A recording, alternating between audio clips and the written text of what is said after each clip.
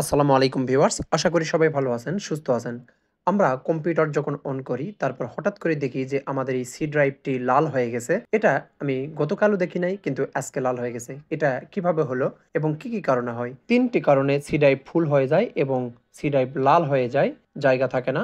১ নম্বর হচ্ছে virus, hidden virus যদি থাকে সেই ক্ষেত্রে এরকম হয়।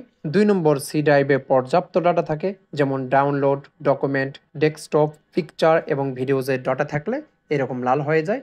আর ৩ নম্বর হচ্ছে হঠাৎ করে উইন্ডোজ আপডেট হয়ে নতুন একটা ফোল্ডার ক্রিয়েট হয়ে যায় উইন্ডোজ ডট ওল্ড। তো এই ফোল্ডারটা যখন ক্রিয়েট হবে তখন ডাটা ফুল হয়ে যায়। এটা মোটামুটি ২০ থেকে ২৫ জিবি ডাটা ধারণ করে।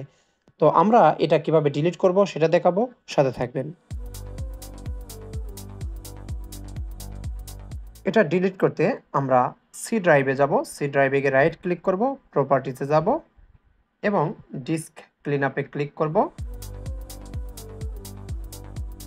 সিস্টেম ফাইল ক্লিন এখানে ক্লিক করব। ক্লিক করার পর আমরা এই বক্সটি আসার পরে স্ক্রল ডাউন করে নিচের দিকে যাব। এখানে দেখবেন প্রিভিয়াস উইন্ডোজ ইনস্টলেশন। এটা দেখুন মোটামুটি 25 জিবির মতো, অর্থাৎ 25 জিবি ডাটা নতুন আপডেট হয়ে জায়গা ধরে রেখেছে। তো আমরা এটা ডিলিট করে দিব। এর জন্য আমরা সিলেক্ট করে ওকে দিব, ডিলিট হয়ে যাবে। ডিলিট হতে বেশ কিছুক্ষণ সময় নেবে, তার জন্য আমরা অপেক্ষা করব। ইদানিংকালে আরও বেশি সমস্যা হচ্ছে, আপডেট হচ্ছে ঘন ঘন। তো ঘন ঘন আপডেট হয়ে যদি এরকম ওল্ড উইন্ডোজ ক্রিয়েট হয়, তাহলে এইভাবে আপনারা ডিলিট করবেন, জায়গা বের করবেন সি ড্রাইভে।